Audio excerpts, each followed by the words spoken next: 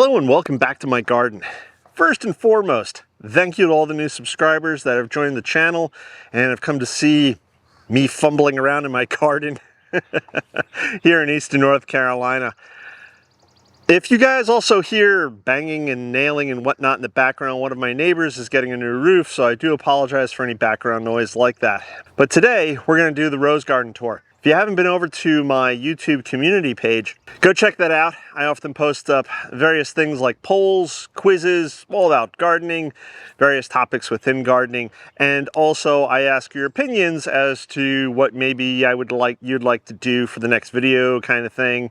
I don't do it all the time, but sometimes, and in this case I did today, because I asked, would you like to see the rose garden or would you like to see the house bed gardens? Because I haven't finished my spring garden tour yet. I've had a lot of things happen recently in my life that have sort of set things back a bit, but that's okay. Today we're going to do the rose garden tour as you guys requested over on the YouTube community page. So with all that being said, let's get on with the tour. Now for all the new subscribers to the channel, today, as I mentioned before, we're going to be doing the rose garden tour. I also have a flower garden, and I have house beds, and I have an orchard, and in time I hope to have at least 2 more gardens here on the 1.5 acres that I have here in Eastern North Carolina. But that's to come in the future. Today we're going to be talking about the rose garden itself.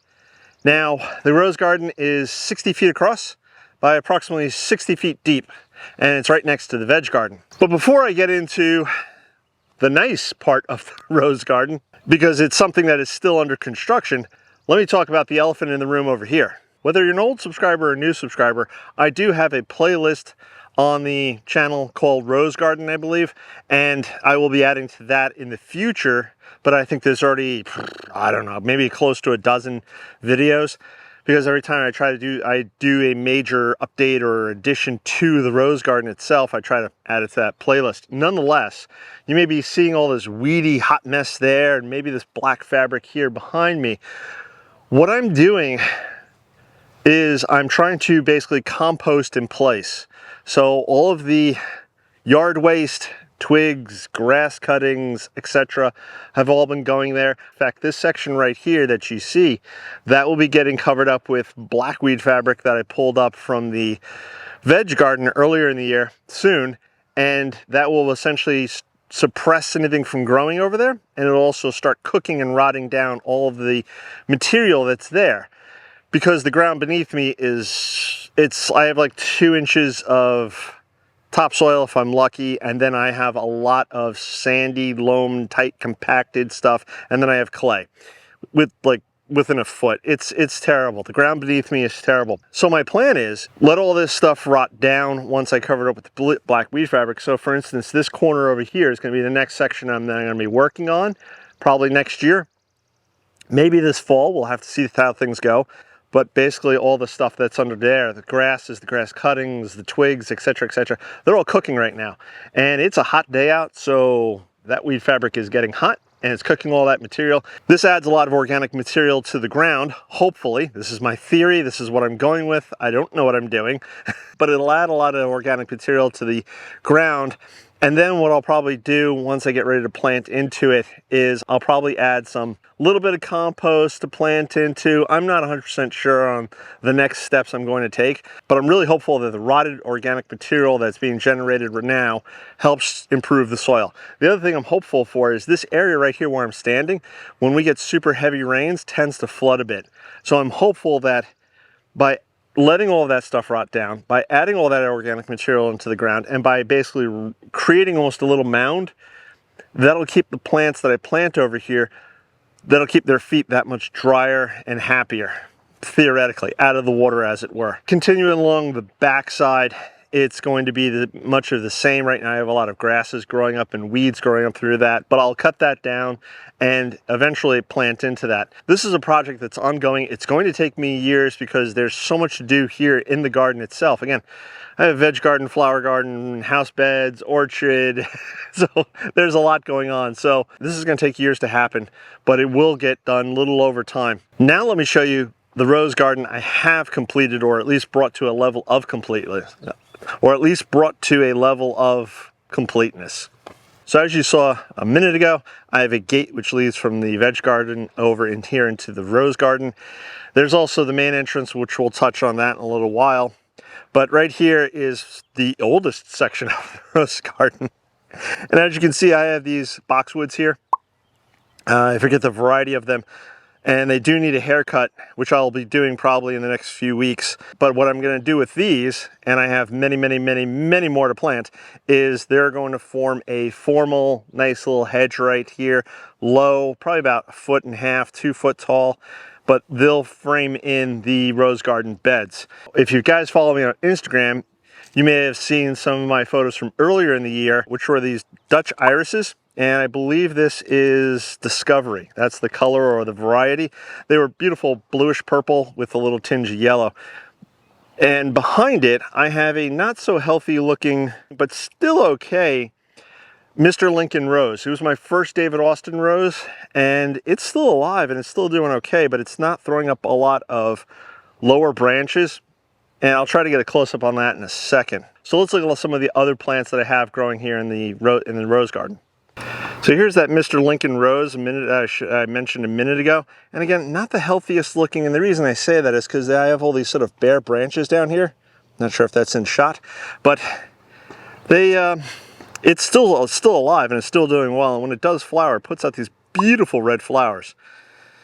Beneath it, I have a daylily, don't know the variety, and then planted this year to try to help the roses with black spot or any other fungal issues. I planted some salvia. Allegedly, the salvia emits some sort of gas, theoretically, that prevents fungus from sticking to the roses. This is kind of what I've heard. I don't know much about it. Over here, I have a dwarf yupon, which is native to North America.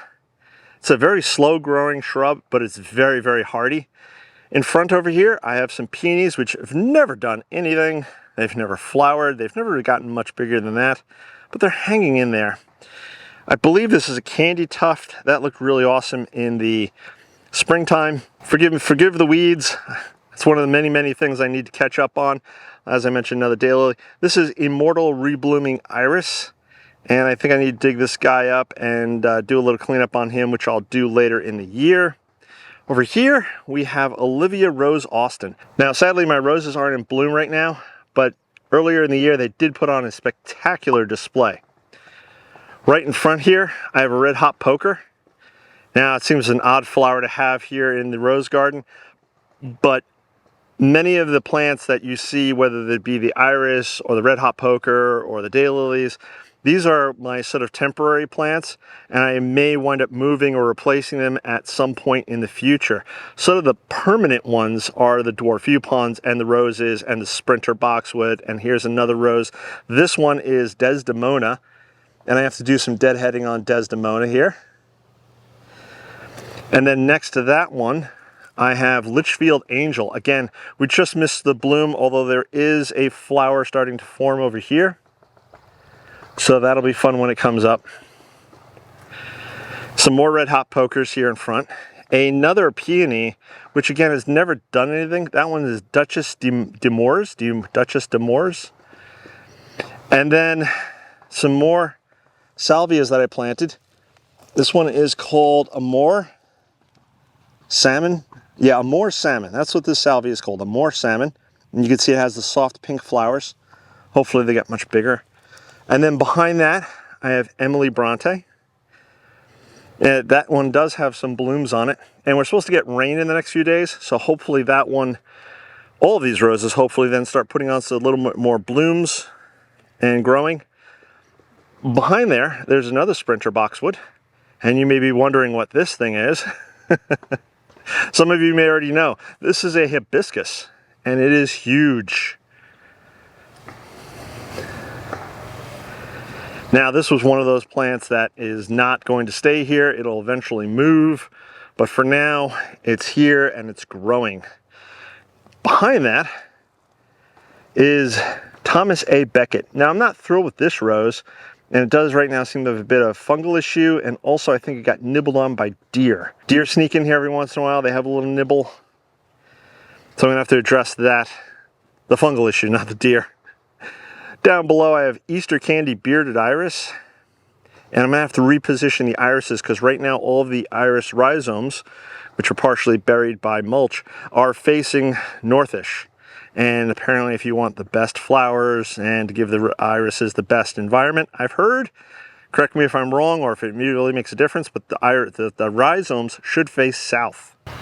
Down here, I have some more salvia. This is Big Blue, doing quite well. Next to that, another daylily. Ignore the plastic ring, that's just something I dropped there and I have to do something with that, and I just sort of left it there, much as this post here. This post here will eventually go into the ground, but for the time being it's there. Now, all along here, you may notice, and all the way back along here, these crazy bright yellow bushes. And that is Golden Ticket Privet. It's a proven winner's privet. It's non-invasive because it never goes to seed, but it does produce a ton of flowers. I'm not sure if the camera's gonna pick up the flowers because they're white and they sort of blend in with the leaves themselves. But the bees absolutely love it. These bushes are just crawling with bees, which is fantastic. You may have noticed it almost looks like there's a walkway here. And that's because I did that on purpose. These beds are 12 feet deep. So from the outer edge to the back of the privets are 12 feet. The privet hedge itself is about 2.5 feet thick. And then I left this about 2-foot walkway here. And this way it allows me to get in and around all of the roses and other bushes a lot easier. You may have noticed I keep panning past this. This is a motion sprinkler, which apparently I've knocked over. Supposed to face that way, but it's a motion sprinkler to help keep the deer away. So I have it turned on at night, and when the deer come within range, anywhere within this space here, the motion sprinkler goes off, chases the deer away. That's also why those flags are back there, because they've run into that fence once before. Now the fence that I have in the back is only about 4 foot high. It's just a deterrence. It's a level of deterrence. Eventually I have to put a gate down at that entrance over there, and I have fencing along that side too. But I have no fencing in the front.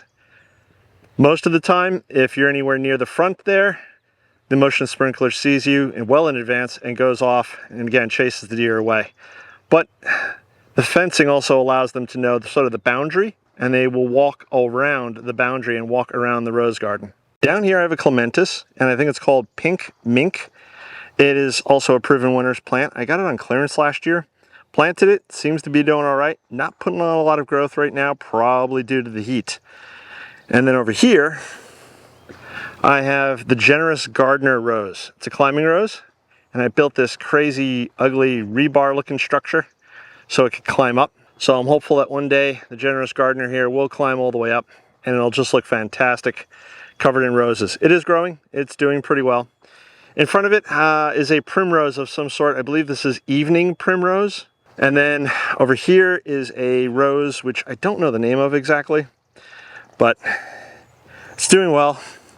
Another daylily, another daylily. These are deer food, but they get some sort of protection here with that motion sprinkler. That's a Japanese holly. And then I have these 3 roses are Earth Angel. Now, my wife got me an Earth Angel rose, I want to say 3 years ago. And these are all cuttings from that.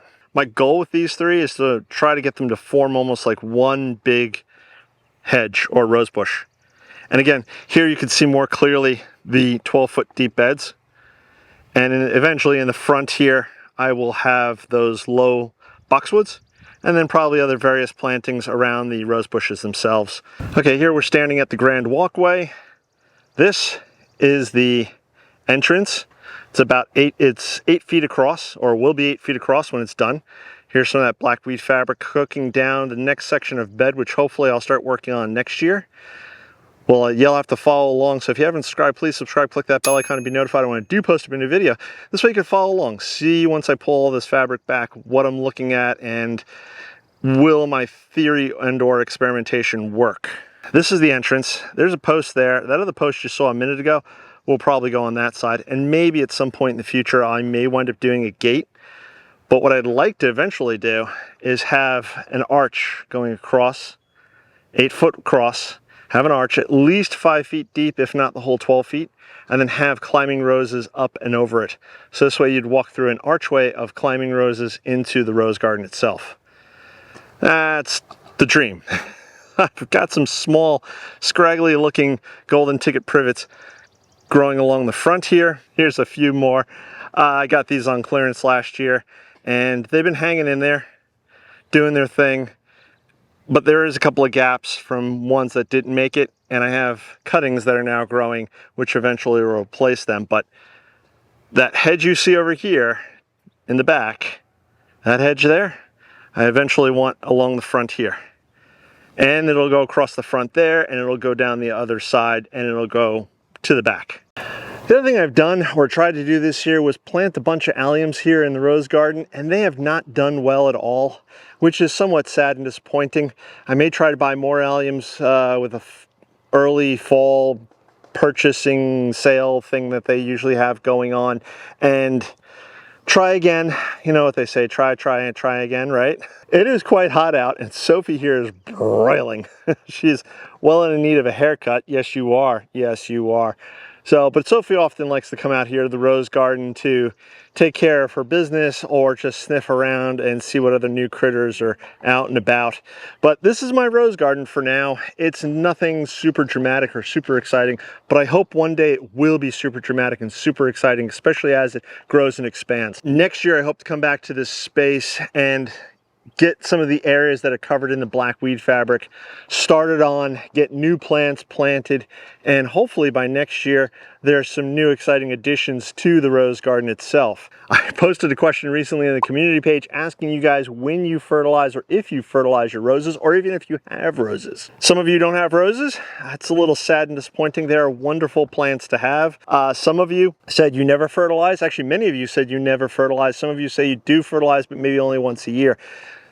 I try to fertilize my roses at least twice. I won't fertilize, so next time I fertilize them will probably be early June, and then I won't fertilize them throughout the summer, and then I may fertilize them again in the fall, although doubtful, but I'll probably get another big flush of roses once the weather breaks and starts cooling, which probably won't be till October, November. So that's my rose garden. That's going to wrap it up for today. You guys know the drill. Check out all the links below. Sophie here would much appreciate it.